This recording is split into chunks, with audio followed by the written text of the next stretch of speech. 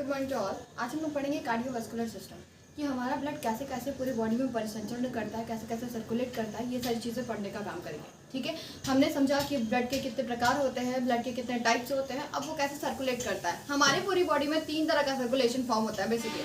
ठीक है, एक आर्टरी सर्कुलेशन होता है जिसमें शुद्ध ब्लड बहता है, एक वेन सर्कुलेशन होता है जिसमें अशुद्ध रक्त बहता है, और एक लिम्फेटिक सर्कुलेशन होता है जिसमें लिम्फेटिक वेसल्स जो है लिम्फोसाइट सेल्स या WBC सेल्स को सर्कुलेट करने का काम करती है।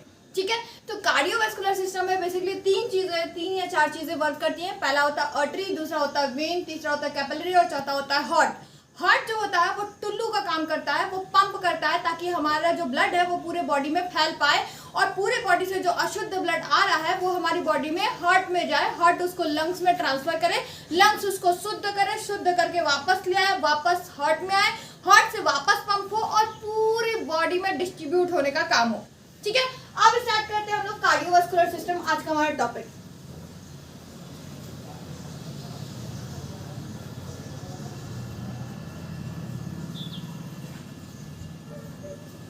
कार्डियोवास्कुलर सिस्टम की बात कर रहे हैं तो इसमें 4 मेन चीज वर्क करती है। पहला होता है आर्टरी। आर्टरी जो होती है जिसमें प्योर ब्लड बहता है। प्योर ब्लड में क्या होता है, 60% ऑक्सीजन होता है और 40% कार्बन डाइऑक्साइड होती है। ठीक है, अब जो शुद्ध ब्लड होता है वो हमारी हार्ट से पंप होता है और पूरी बॉडी में बटने का काम करता है। आर्टरी की 2-4 क्वालिटीज होती है, वो जरा सा समझ लो। आर्टरी जो होती है प्योर ब्लड सर्कुलेशन कराती है।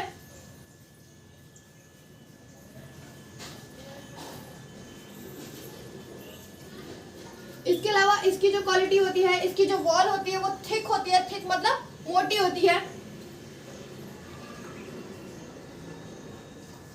वॉल थिक करने के अलावा ये जो स्किन में होते हैं वो डीपेंड होते हैं, स्किन में बहुत डीप साइड में स्थित होते हैं।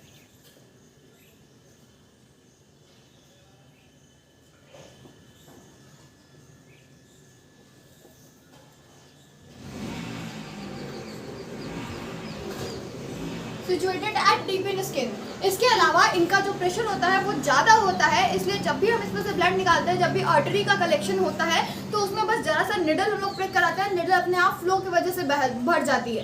ठीक है, तो इसमें कट लगने से ज़्यादा ब्लड फ्लो होता है। जो लोग नस काट के मर जाते हैं उन लोगों में यही प्रॉब्लम होती है, क्योंकि ब्लड का जो है ब्लड का बहाव ज़्यादा होता है, ब्लड ज़्यादा बह जाता है। यहाँ काटने से कुछ नहीं होता है, काटना होता है तो यहाँ काटना होता है जहाँ पे आर्टरी कटे और लोग मरे। ठीक है, यहाँ जो होता है ना बेवकूफ़ काटने और खाली डराने की वजह से काटते हैं। अगली बात करते हैं हम लोग इसकी। अब दूसरी चीज आती है हमारे वेन की। ठीक है, वेन की बात किया जाए, तो वेन में अशुद्ध ब्लड बहता है, इम्प्योर ब्लड बहता है। ठीक है, impure circulation, impure blood circulation.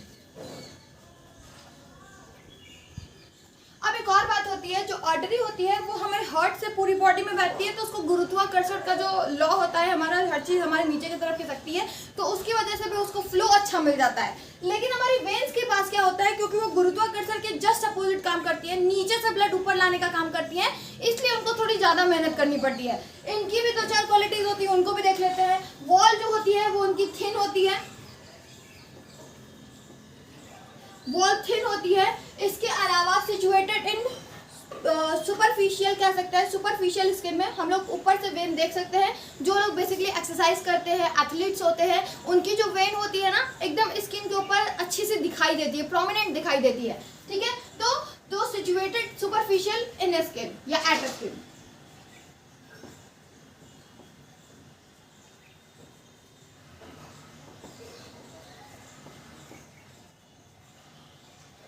ठीक है, इनकी एक और खास बात होती है कि इनके पास वॉल्व पाए जाते हैं। वॉल्व मतलब कपाट होते हैं। जब ये हमारे पैर से ऊपर के साइड आते हैं तो इनमें ऐसे करके कपाट लगे होते हैं, ताकि ब्लड का फ्लो एक डायरेक्शन में हो, ब्लड ऊपर जाए लेकिन वापस ना आए। इसी के थ्रू हमारा जो ब्लड है वो पैर से वापस हार्ट तक आ पाता है। अदरवाइज अगर ये वॉल्व नहीं होते तो हमारा ब्लड जो है पैर से वापस हार्ट तक आ ही नहीं पाता। तो दे हैव वॉल्व।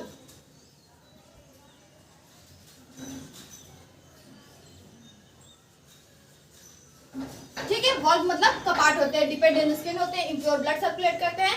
तीसरी चीज आती है हमारी कैपिलरी। कैपिलरी क्या होती है, वेन और आर्टरी के बीच का वो जंक्शन जो इधर से आर्टरी शुद्ध ब्लड ले आती है कैपिलरी वाली जगह पे, वहां से सेल अपना जो जो मटेरियल उसको लेना रहता है जैसे ऑक्सीजन और न्यूट्रिएंट ले लेती है, और जो अपना टॉक्सिक मटेरियल उसमें डालना रहता है CO2 और टॉक्सिक मटेरियल कैपिलरी में डाल देती है।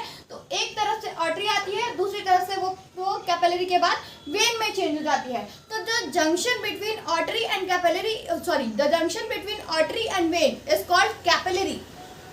ठीक है,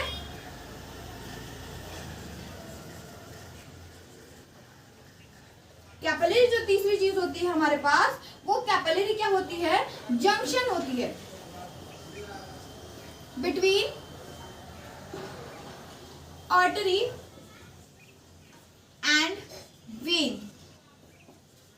ठीक है, ये क्या करती है, ये हमारे सेल्स को न्यूट्रिएंट मटेरियल और ऑक्सीजन देने का काम करती है, सेल्स इनको CO2 और टॉक्सिक मटेरियल देने का काम करते हैं। तो ये जंक्शन का काम करती है। हम लोग बेसिकली जब फिंगर प्रिक करते हैं या जो हमारी सुपरफिशियल जगह होती है वहाँ पे हम लोग हर जगह पे हम लोग कैपिलरी को देख सकते हैं। कैपिलरी से ब्लड कलेक्ट करते हैं, जो हमको BT-CT या फिर इन सब नॉर्मल टेस्ट के लिए जो हम लोग को प्रिक करके करना होता है, वो सारा का सारा कलेक्शन जो होता है वो कैपिलरी के थ्रू होता है। चौथी और सबसे मेन चीज आती है इसमें हमारा हार्ट।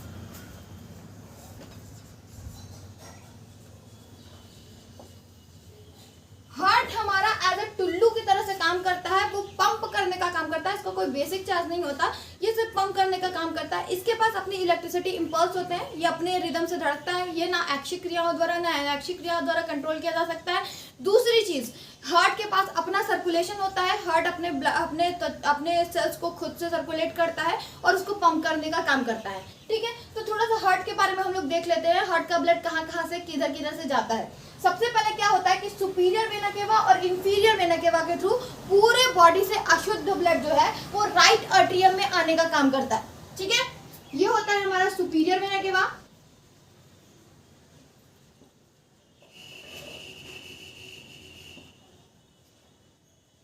ये होता है हमारा inferior vena cava.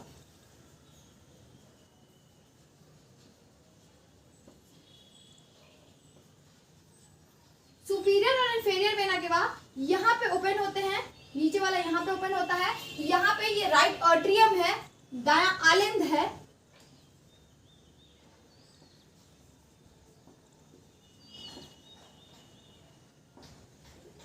Right atrium में सारा ब्लड इकट्ठा हो गया शुद्ध वाला। अब राइट आर्टरियम जो है वो पंप करता है। जब राइट आर्टरियम पंप करता है तो यहाँ से ट्राइकस्पिड वाल्व ओपन होता है।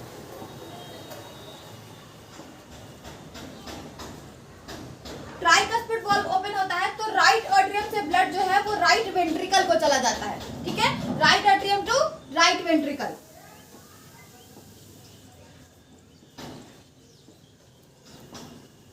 राइट वेंट्रिकल जब पंप करता है तो ये राइट वेंट्रिकल से ब्लड होता हुआ यहाँ से निकलता है, यहाँ से जाता है, यहाँ से निकलता है, यहाँ से पंप होता हुआ दो साइड में बढ़ जाता है।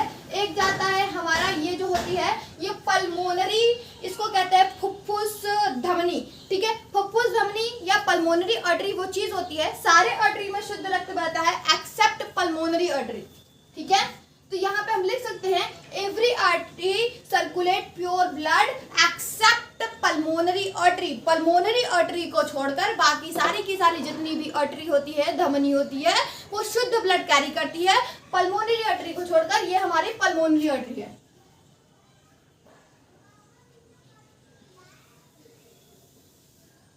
क्योंकि राइट साइड है तो ये राइट वाली है। ठीक है, इसी की तरह लेफ्ट साइड वाली होती है।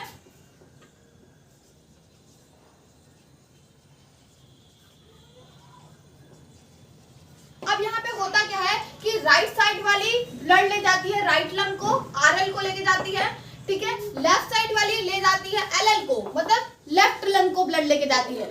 लंग्स में ब्लड जाता है हार्ट से ट्रांसफर होकर, वहां पे डीऑक्सीजनेटेड ब्लड ऑक्सीजनेटेड ब्लड में चेंज हो जाता है। जब डीऑक्सीजनेटेड ब्लड ऑक्सीजनेटेड में चेंज हो जाता है तो वापस से वो लंग्स से हार्ट में आता है। किसके थ्रू आता है? पल्मोनरी वेन के थ्रू आता है। ये दो और ये दो पल्मोनरी वेन कहाँ खुलती है?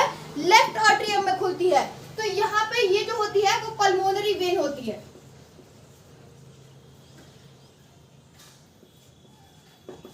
जिस तरह फुफ्फुस आर्टरी में या पल्मोनरी आर्टरी में अशुद्ध रक्त बहता है, उसी तरह फुफ्फुस वेन में या पल्मोनरी वेन में शुद्ध रक्त बहता है, क्योंकि लंग्स से जो ब्लड आता है ना वो शुद्ध ब्लड आता है। तो हम ये कहते हैं कि every when circulate impure blood accept pulmonary vein. Pulmonary vein में शुद्ध रक्त बहता है, बाकी सारी की सारी वेन में अशुद्ध रक्त बहने का काम होता है।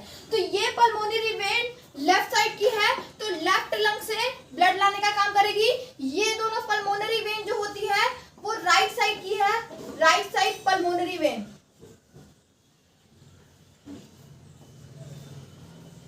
ये राइट साइड की पल्मोनरी वेन है, तो राइट लंग से ब्लड लाने का काम करती है। ये वेन और ये वेन दोनों आकर लेफ्ट आर्टरियम में ओपन होती है।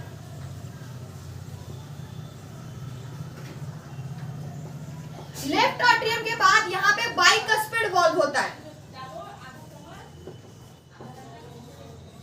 बाइकस्पिड वॉल्व को एक और नाम से जाना जाता है जिसको हम लोग मिट्रल वॉल्व के नाम से जानते हैं। ठीक है, बाइकस्पिड को एक और नाम से जानते हैं जिसको हम लोग मिट्रल नाम से कहते हैं।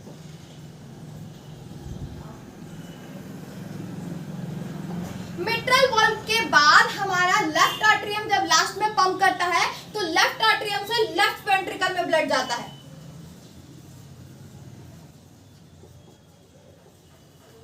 लेफ्ट वेंट्रिकल एट लास्ट जब पंप करता है तो जो हमारा ब्लड है वो आर्च ऑफ एओर्टा से होता हुआ पूरी बॉडी में बटने का काम करता है। ये हमारी आर्च ऑफ एओर्टा है।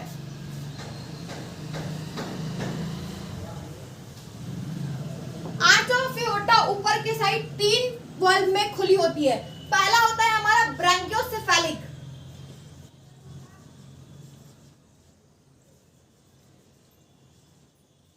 ट्रंक। ब्रैंकियोसेफेलिक ट्रंक जो होती है वो ऊपर की साइड ब्रेन में ब्लड देने का काम करती है। दूसरी होती है लेफ्ट कॉमन कोरोटिड।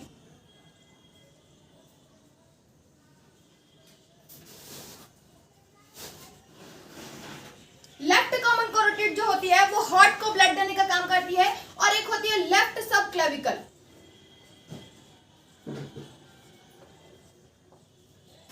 लेफ्ट सब क्लेविकल जो होती है वो दोनों आर्म को ब्लड देने का काम करती है। ठीक है, तो क्या होता है कि हमारे ब्रेन को ब्लड मिल गया, हमारे हार्ट को ब्लड मिल गया, हमारे दोनों शोल्डर्स को ब्लड मिल गया, तो ऐसे करके पूरी बॉडी में ब्लड ऊपर की साइड में मिल गया। अब ये आर्च ऑफ एओर्टा यहाँ से राउंड घूमते हुए नीचे की साइड ओपन होती है। इसको कहते हैं डिसेंडिंग एओर्टा।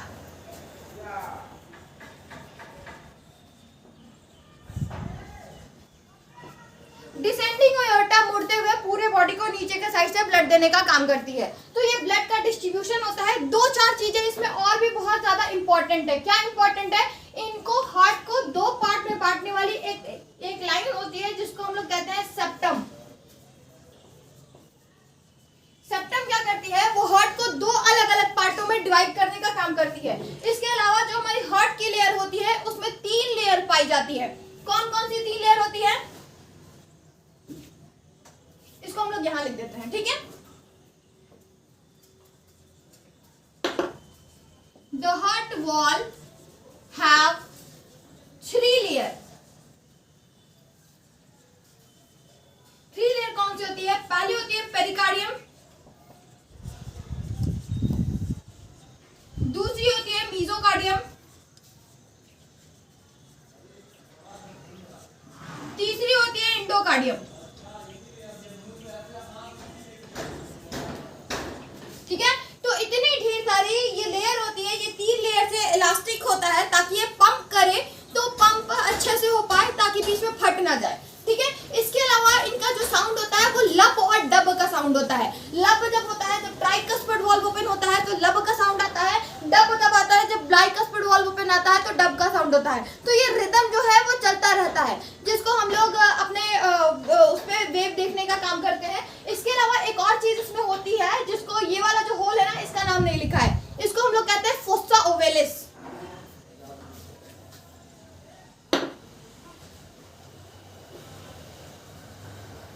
फोस्सा ओवेलिस क्या होता है? फोस्सा ओवेलिस वो होल होता है जो हल्की सी जब बच्चा बर्थ करता है या जब उसका हार्ट फॉर्मेशन होता है तो पहले ये होल ओपन होता है जो हार्ट को फॉर्मेशन में मदद करता है। लेकिन जब हार्ट पूरा फॉर्म हो जाता है तो ये जो गड्ढा है वो धीरे धीरे करके बंद हो जाता है। ठीक है, अब क्या होता है कि जिनका ये गड्ढा नहीं बन पाता, जिन बच्चों का ये गड्ढा फीटस प्रॉपर तरीके से क्लोज नहीं हो पाता, उन बच्चों का बर्थ के टाइम पे ही डेथ हो जाता है, या फिर बहुत माइनर होल रहता है तो हम ये कहते हैं कि उनके दिल में छेद है। ठीक है, दिल में छेद का मतलब ये नहीं होता है कि कहीं ना कहीं सरिया घुसेड़ दी हो। दिल में छेद का मतलब ये होता है फोसा वेलिस प्रॉपर तरीके से बंद नहीं हो पाया, कहीं ना कहीं उसमें होल रह गया है। इसके अलावा आजकल तो बहुत सारे डिजीजेस उसमें देखने को मिलता है, किसी का वॉल्व गड़बड़ हो जाता है, किसी के जो कार्डियक रिदम में प्रॉब्लम हो जाती है, धीरे धीरे जब एज बढ़ती जाती है तो उनका कार्डियक रिदम गड़बड़ हो जाता है, तो उनको अलग से पेसमेकर लगाना पड़ता है। पेसमेकर कुछ नहीं होता है, एक्चुअल में हमारे हार्ट के पास एक पर्सनल इंपल्स सिस्टम होता है जिसकी वजह से उसको लगातार करंट मिलता रहता है और लगातार पंप करके काम करता रहता है। ठीक है, लेकिन क्या होता है जब एक एज के बाद धीरे धीरे उसको वो इलेक्ट्रिसिटी धीरे धीरे कम मिलने लगती है तो उसके बाद वो धीरे धीरे काम करना बंद कर देता है। तो इसकी वजह से हम वहाँ पे पेसमेकर लगाते हैं। तो जब हमारा हार्ट धीरे धीरे लो होता है तो पेसमेकर उसको करंट देने का काम करता है, नहीं उठो काम करना है। तो इसी वजह से पेसमेकर लगता है लोगों को। पहले तो पेसमेकर की जो एक्सपायरी थी वो बहुत कम होती थी, आजकल पेसमेकर 20-20, 15-15 साल के पेसमेकर आते हैं जिनको अलग अलग जगह पे यूज किया जाता है अलग अलग पेशेंट के हिसाब से। ठीक है, तो ये सारी चीजें आती हैं। इसके अलावा कोलेस्ट्रॉल की भी प्रॉब्लम बहुत नॉर्मल है देखने के लिए, इसके लिए हम लोग फर्दर बात करेंगे। कोलेस्ट्रॉल, डायबिटीज, इन सब टॉपिक पे भी हम लोग बात करने का पसंद करेंगे। आज का कार्डियोवैस्कुलर सिस्टम था, आई होप आपको इस पूरे हार्ट का सर्कुलेशन समझ में आया हो, लेवल डायग्राम आपको अच्छे से समझ में आया हो, वेन, आर्टरी, कैपिलरी, हार्ट, ये सारी चीजें अच्छे से समझ में आई हो। सो आज के लिए इतना ही। इस वीडियो को लाइक करें, सब्सक्राइब करें, कमेंट करें, अपने सजेशंस दें। ठीक है, ओके, बाय।